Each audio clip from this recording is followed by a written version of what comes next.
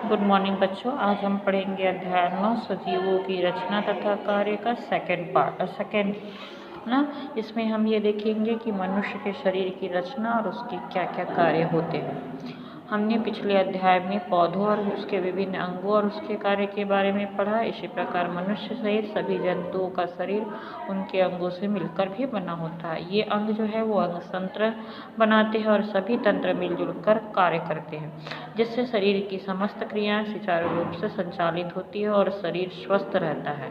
आइए मनुष्य के विभिन्न अंग तंत्रों का अध्ययन करें। सबसे पहले हम लोग देखेंगे पाचन तंत्र। पाचन तंत्र में दो भागों से मिलकर बना होता है, एक है पाचन अंग और दूसरा है पाचक ग्रंथि।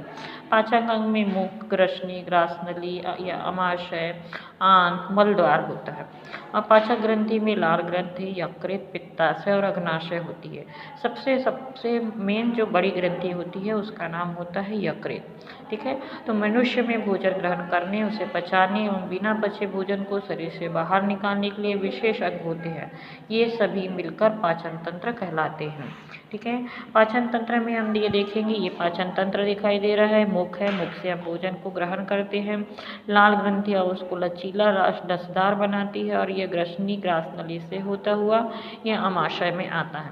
अमाशय में भोजन का क्या होता है? पाचन होता है। यहाँ पर पाचक रस जो है, ये पाचक ग्रंथियाँ जो है पाचक रस देती है और जिससे यहाँ भोजन का पाचन होता है और ये पचा हुआ भोजन जो है वो छोटी आंत में अवशोषण के लिए चला जाता है।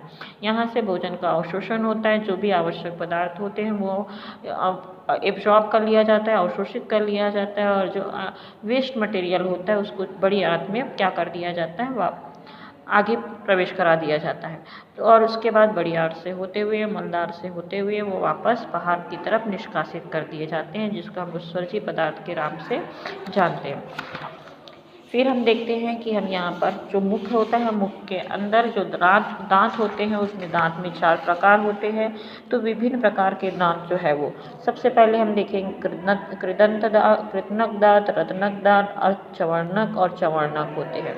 कृदंत सामने के जो होते हैं उसको हम बोलते हैं कृतनक, और फिर उसके बाद के जो पीछे के होते हैं वो रत्नक होते हैं। अग्रचवर्णक सामने के जो चबाने वाले होते हैं अग्रचवर्णक, और पीछे के जो होते हैं उसको हम कहते हैं चवर्णक होते हैं।